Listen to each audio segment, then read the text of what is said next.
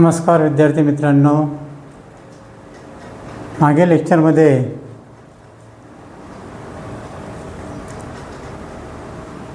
आपलं YouTube channel Mendhe गुरुजी यावर आपलं सहर्ष स्वागत आहे. विद्यार्थी मित्रांनो, मागील लेक्चरमध्ये आपण कॅम्पस रूलवर आधारित प्रॅक्टिस सेट 1.3 म्हटलं दुसऱ्यातले एकूण 4 एक्झाम्पल आपण घेतलेले होते आणि 2 एक्झाम्पल हे तुम्हाला होमवर्कसाठी दिलेले होते.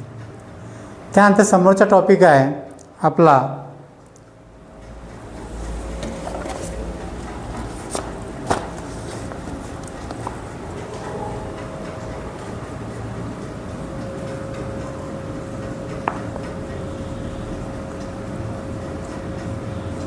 क्लास 10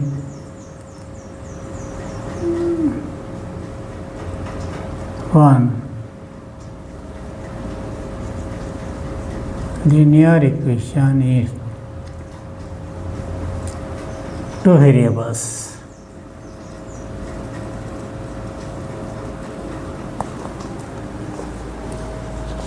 यानंतरचा टॉपिक आहे आपला equation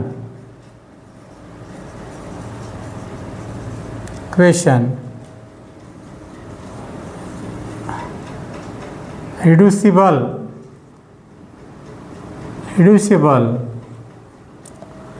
to a pair of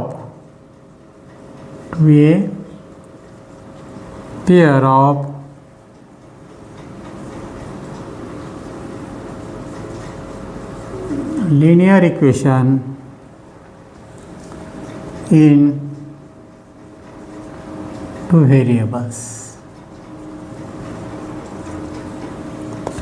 काय म्हणलं या ठिकाणी इक्वेशन रिड्युसिबल, जे इक्वेशन दिले असेल ते इक्वेशन जर सायमल्टेनियसमध्ये फॉर्ममध्ये नसेल तर त्या इक्वेशनला आपल्याला रिड्युसिबल म्हणजे नवीन जेणेकरून तेच इक्वेशन आपल्याला रिड्यूस फॉर्ममध्ये कसं आणायचं त्यावर आधारित आपल्याला काही इक्वेशन दिलेले आहे.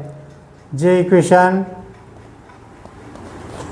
स्टँडर्ड फॉर्ममध्ये नाही आहे सायमल्टेनियस इक्वेशनच्या, त्याला रिड्यूस करून ते सायमल्टेनियस इक्वेशनच्या स्टँडर्ड फॉर्ममध्ये आणून फाइंड व्हॅल्यू ऑफ व्हेरिएबलच्या किमती काढायची आहे. जे काही व्हेरिएबल दिलं असेल त्या ठिकाणी तशा किमती आपल्याला या ठिकाणी काढायच्या आहे. त्यावर आधारित एक ॲक्टिव्हिटी आहे. इथं पेज नंबर 16वर ॲक्टिव्हिटी आहे. ॲक्टिव्हिटी आहे. काय दिलं ॲक्टिव्हिटीमध्ये?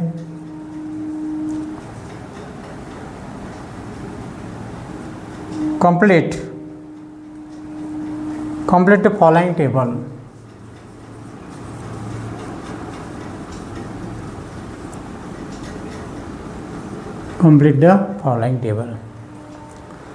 आता या ठिकाणी देखा पहा, या ठिकाणी एक्स आहे. एक्सचा डिग्री किती या ठिकाणी काही नाही आहे, म्हणजे किती आहे 1 आहे. परंतु इक्वेशन असं X plus Y is equal to 3. या वायचा सुद्धा व्हेरिएबलचा डिग्री किती आहे 1 आहे. परंतु हेच इक्वेशन जर अशा पद्धतीनं असेल 1/x 3 1/x plus 4 1/y is equal to 7. आता हे जे आहे इथे फ्रॅक्शन आहे 1/x, परंतु या ठिकाणचा व्हेरिएबल आपल्याला तर या ठिकाणचा डिग्री किती राहील 1/xचा. तर या ठिकाणी जर 1/x असेल तर आपल्याला 1 न्यूमरेटर आणि डिनॉमिनेटरमध्ये numerator as it is 1 multiply या ठिकाणी डिवायडेशनचं रूपांतर भागाकाराचं रूपांतर करायचं असेल, या भागाकाराचं रूपांतर गुणाकारामध्ये करायचं असेल, डिवायडेशनचं रूपांतर मल्टिप्लिकेशनमध्ये करायचं असेल तर एक्सचा कोएफिशियंट किती या ठिकाणी काही नाही म्हणजे +1 आहे. एक्सचा डिग्री किती आहे +1 आहे. कोएफिशियंट डिग्री 1 आहे. आणि हा जर वर्तन येत असेल त्यावेळेस या डिग्रीमध्ये चेंज होतात. जर साईन प्लस असेल तर मायनस होईल, मायनस असेल तर प्लस होईल. आणि म्हणून या ठिकाणी एक्सचा डिग्री 1 आहे, पण याला वर्तन न्यायचं आपल्याला न्यूमरेटरमध्ये न्यायचं असेल तर प्लसचं काय होईल -1 होईल. आणि त्यामुळे कोण्या संख्येला 1 मल्टिप्लाय केलं तर ती संख्या येते x इज इक्वल टू -1. आणि म्हणून या ठिकाणी आपल्याला एक्सचा डिग्री किती आहे -1 आला. म्हणून हे जे इक्वेशन आहे हे इक्वेशन सायमल्टेनियस इक्वेशनच्या स्टँडर्ड फॉर्ममध्ये नाही आहे. आणि म्हणून म्हटलं या ठिकाणी त्यांना ते इक्वेशन आपल्याला रिड्यूस करायचं आहे. म्हणजे त्याला सायमल्टेनियस इक्वेशनमध्ये कसं आणायचं त्यावर आधारित काही गणितं दिलेली आहे समोरच्या प्रॅक्टिस सेट 1.4मध्ये. आणि त्यावरच आधारित एक ॲक्टिव्हिटी दिलेली आहे. यावरच आधारित ॲक्टिव्हिटी आहे. जर फ्रॅक्शन असेल तर फ्रॅक्शनचा जर डिग्री जर घ्यायचं असेल तर तो किती येते -1 येत असते, लक्षात घ्या. कारण का डिनॉमिनेटरचं न्युमिनेटरमध्ये नेत असताना डिवायडेशनचं मल्टिप्लिकेशनमध्ये ट्रान्सफॉर्मेशन करत असताना प्लसचं मायनस साईन होते आणि मायनसचं सुद्धा या ठिकाणी प्लस साईन होते. त्यामुळे यावर आधारित एक ॲक्टिव्हिटी आहे. ती ॲक्टिव्हिटी काय दिलेली लक्षात घ्या. इथं फर्स्ट एक्झाम्पल इथं 1-2 example 3/x - 4/y = 8. This is the equation. नंतर मला नंबर ऑफ व्हेरिएबल्स इक्वेशन आहे. नंबर ऑफ व्हेरिएबल आणि शेवटी म्हटलं आहे feather linear or not. He feather linear or not हे संबंधित इक्वेशन आहे. ते इक्वेशन लिनियर इक्वेशन आहे किंवा नाही ते ओळखायचं आहे. आणि त्या इक्वेशनमध्ये व्हेरिएबल किती आहे ते ओळखायचं आहे. This is equation number of variable means काय, व्हेरिएबल्स म्हणजे ABCDचे जे स्मॉल अक्षर असतात त्यांना आपल्याला व्हेरिएबल म्हणत असतो आपण. पण या ठिकाणी 2 व्हेरिएबल आहे. x एक व्हेरिएबल आहे, y दुसरा व्हेरिएबल आहे. नंबर ऑफ व्हेरिएबल इज 2 अशा लिहू शकतो.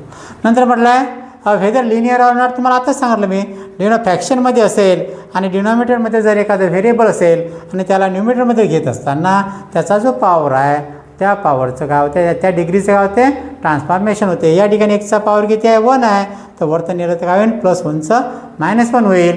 म्हणजेच हे लिनियर आहे का नाही आहे. आणि म्हणून या ठिकाणी आपण लिहू शकतो हे इक्वेशन लिनियर नाही. अशा प्रकारे दुसरं इक्वेशन आहे 6/6/x - 1 + 3/y - 2 = 0. या ठिकाणी सुद्धा 2 व्हेरिएबल आहे x आणि y, 2 व्हेरिएबल्स. आणि हे सुद्धा पुन्हा हा सुद्धा फ्रॅक्शन आहे. आणि हे जर वर्तन येत असेल तर एक्सचा डिग्री 1 आहे, वर्तन येत असेल तर -1 होईल. आणि त्यामुळे सुद्धा हे पूर्णच्या पूर्ण जे ॲक्टिव्हिटीतले गणित आहे हे पूर्ण गणित लिनियर नाही. म्हणून त्या लिनियर इक्वेशन जर अशा तऱ्हेचे जर इक्वेशन जर आले सायमल्टेनियस इक्वेशन त्याला रिड्युशियल फॉर्ममध्ये आपल्याला आणावं लागेल, गृहीत धरावं लागेल, सबस्टिट्यूट करावं लागेल. आपल्याला एखाद्या या क्वांटिटीवर एक लेटर करावं लागेल व्हेरिएबल, या क्वांटिटीवर एक दुसरा व्हेरिएबल सबस्टिट्यूट करावं लागेल. आणि अशा तऱ्हेनं मग त्या इक्वेशनला रेड्युसेबलला आपल्याला सायमल्टेनियस इक्वेशनच्या स्टँडर्ड फॉर्ममध्ये आपल्याला आणता येतो. यावरच आधारित असा प्रॅक्टिस सेट 1.4 प्रॅक्टिस सेट 1.4 मधलं पहिलं गणित.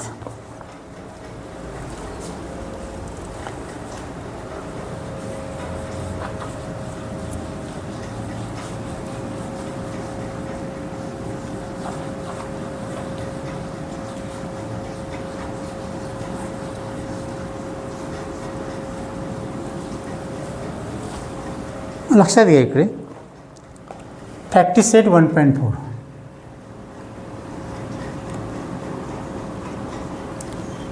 प्रॅक्टिस सेट 1.4 काय एक्झाम्पल आहे. फर्स्ट एक्झाम्पल काय म्हटलं या ठिकाणी solve the following solve the following simultaneous equation.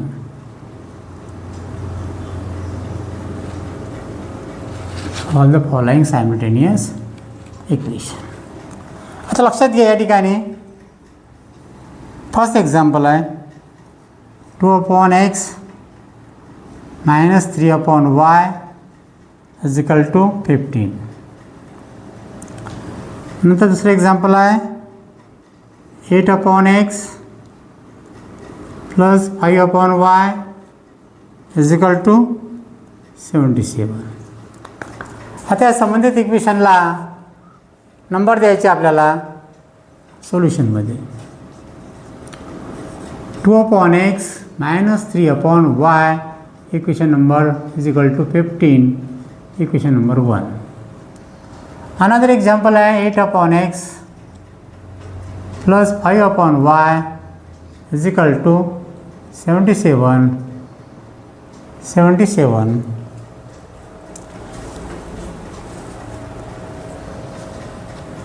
is equal to 77 equation number 2. तर लक्षात घ्या विद्यार्थी मित्रांनो, या ठिकाणी फर्स्ट एक्झाम्पल आहे, फर्स्ट क्वेश्चन आहे, इक्वेशन आहे 2/x minus 3/y is equal to 15 and another equation आहे 8/x plus 5/y is equal to 77. आता हे जे इक्वेशन आहे is not a linear equation because the degree of power x is the transformation is -1. हा जर आपल्याला डिनॉमिनेटरमधून न्यूमिनेटरमध्ये गेला तर -1 होते, म्हणून आपल्याला लक्षात घ्यायचं हे इक्वेशन करताना ऑब्झर्वेशन करायचं. या ठिकाणी काय सेम आहे, या ठिकाणी x आहे, y व्हेरिएबल आहे, इथे x आहे, y व्हेरिएबल आहे. एक्सच्या ठिकाणी हा जो 2 जर आपण या ठिकाणी बाहेर काढला तर वरती किती राहील, 1 राहील. म्हणजेच या ठिकाणी असं असेल 2 मल्टिप्लाइड बाय 1/x, म्हणजेच आपण असं लिहू शकतो याला 2 बाहेर काढलं 1/x. अशा प्रकारे सुद्धा आपण लिहू शकतो. म्हणजे इथं 1/x आला, इथं 1/y आला, या ठिकाणी पुन्हा ह्या 2 इकडे गेले तर 1/x आला, इथं 1/y आले. म्हणजे या ठिकाणी 1/x 1/y हे फ्रॅक्शन आहे.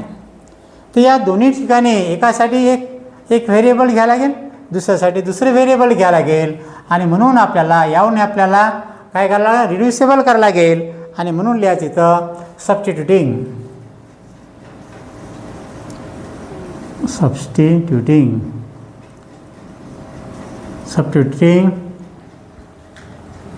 small a for 1/x and b for 1/y.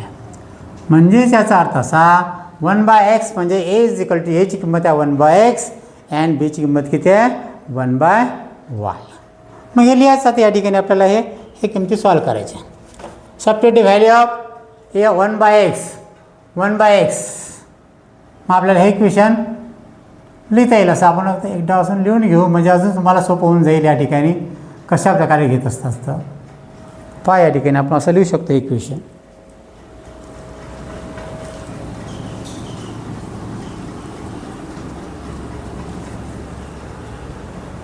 असं लिहू शकतो आपण इथं. याला ए बी द्यायला इक्वेशनला नाव, याला ए नाव द्या, याला बी नाव द्या. हां, असं लिहू शकतो आपण 2 1/x -3 1/y 15 equation number 1.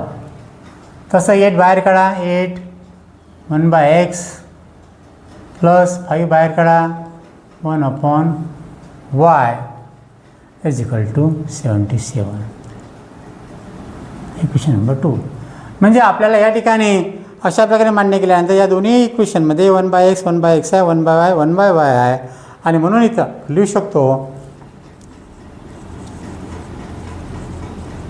Substituting a small a for 1/x and b for small b, b ची किंमत किती आहे, b for 1/y, b ची किंमत किती आहे 1/y. म्हणजे a बरोबर 1/x आणि b बरोबर 1/y. आणि यावरून आता जिथं 1/x आहे त्या ठिकाणी किंमत a टाकायची, जिथं 1/y आहे त्या ठिकाणी किंमत किती टाकायची, b टाकायची.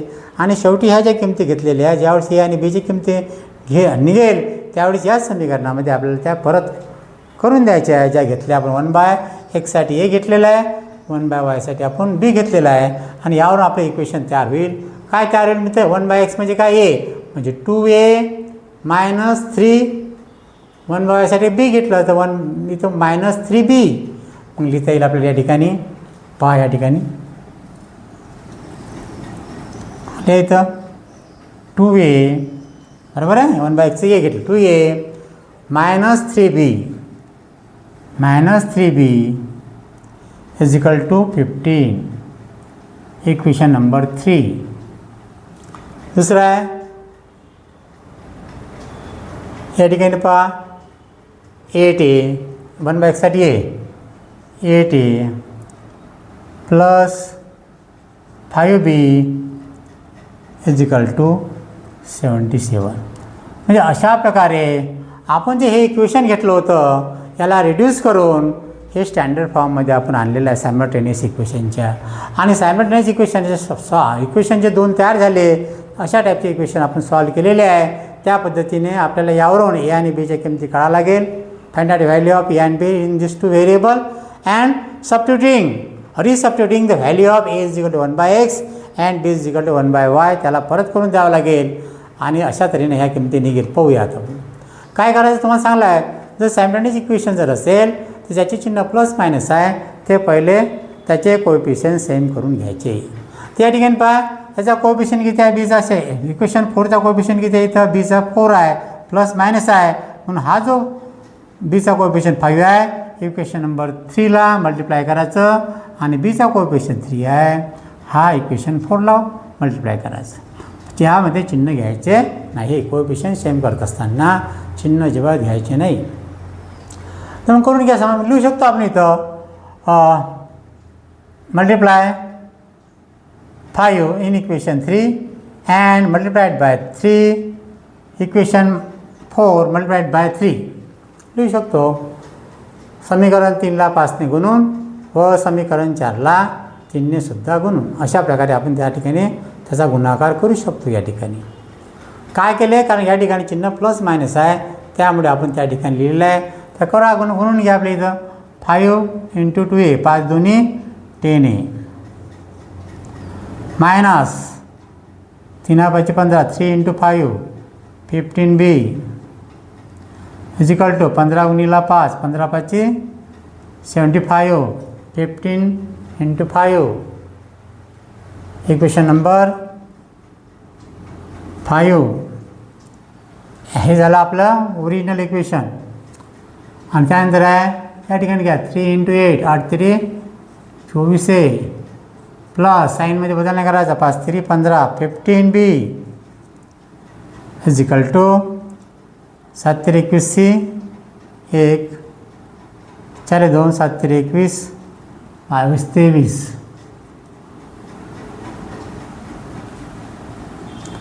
77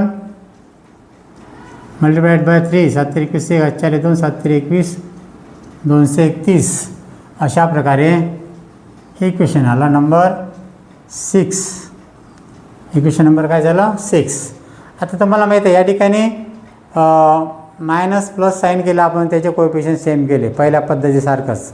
जेवढे काय गणितं केले त्यामध्ये सायमल्टेनियस इक्वेशनमध्ये प्लस मायनसचे कोएफिशियंट पहिले सुरुवातीला सेम करून घ्यायचे. दोन्ही ठिकाणी आहे चिन्ह मायनस प्लस आहे म्हणजेच चिन्ह जर मायनस प्लस असेल आणि कोएफिशियंट सेम असेल अशा वेळेस ॲडिशन करायची आणि कोएफिशियंट सेम आहे आणि चिन्ह मायनस मायनस आहे प्लस प्लस आहे अशा वेळेस मात्र त्याचे सबट्रॅक्शन करायची. मग लिहू शकतो या ठिकाणी ॲडिंग इक्वेशन 5 and 6 समीकरण 5 व 6 यांची बेरीज करून लिहू शकतो आपण 10a minus 15b is equal to 75. दुसरा 24a plus 15b is equal to 231. करा ॲडिशन याच्याली आता हे कॅन्सल झालं 24 + 10 34a 34a is equal to हे किती आले 231 आणि 75 5 आणि 6 7 आणि 3 10 0 चाला 1 306 किती आले 306. आता 34नं 6ला भाग द्या 306ला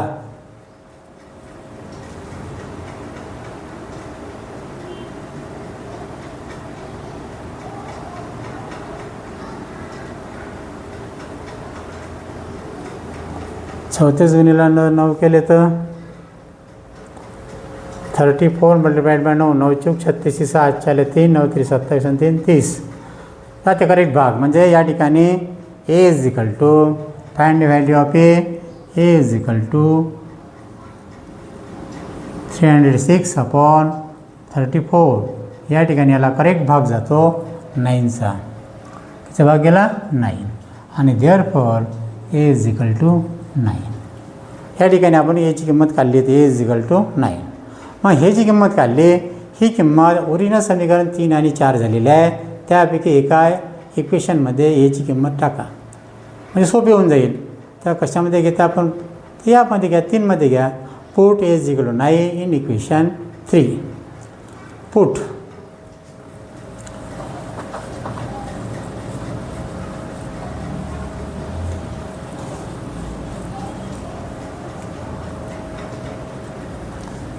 put a is equal to 9 in equation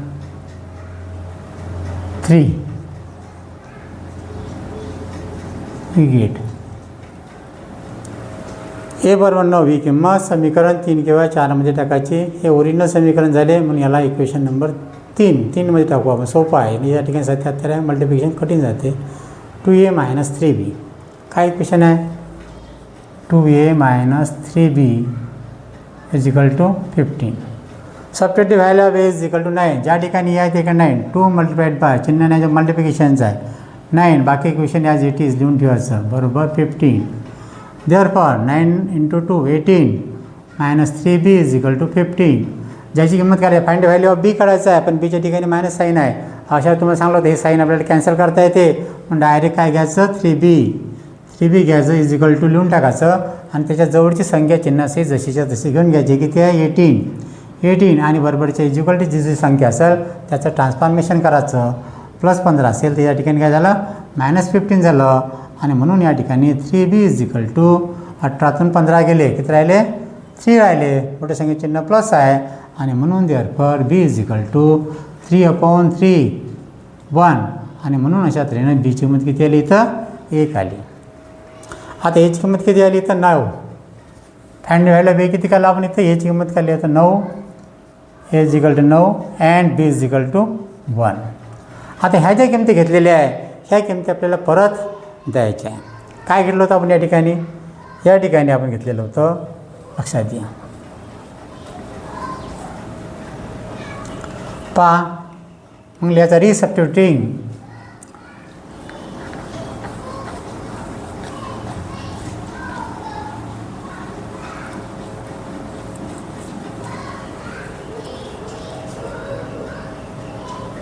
लिहायचं तर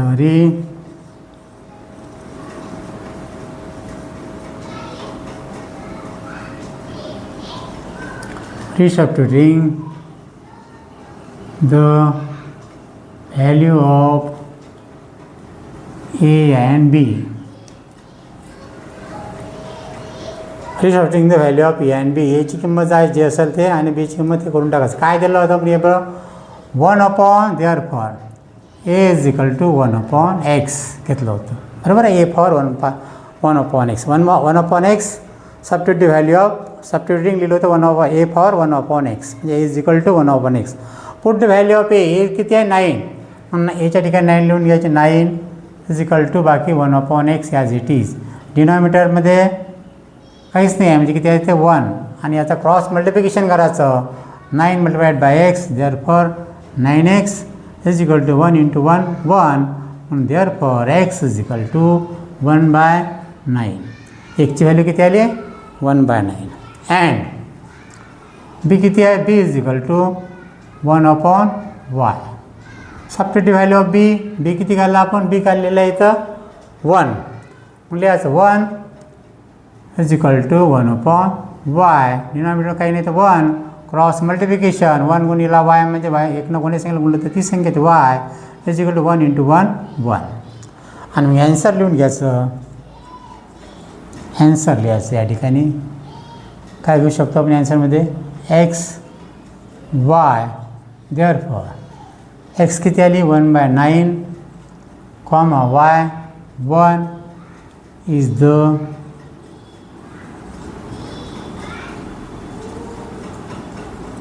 द सोल्युशन.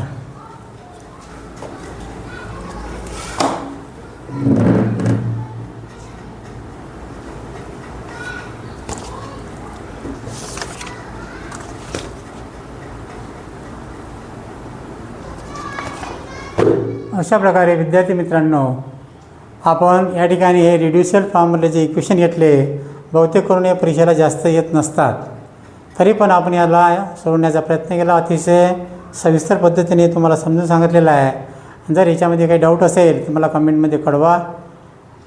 म्हणजे तुम्हाला जे काही उत्तर आहे, जे काही प्रश्न आहे ते मला कमेंटमध्ये लिहिता येईल आणि तुम्ही जे प्रश्न विचारले त्याचं उत्तरसुद्धा मला त्या ठिकाणी देता येईल. आशा आहे मी जे सांगितलेलं आहे तुम्हाला हे सविस्तर पद्धतीनं कसं सॉल्व करायचं हे तुम्हाला समजलं असेलच अशी मी आशा बाळगतो.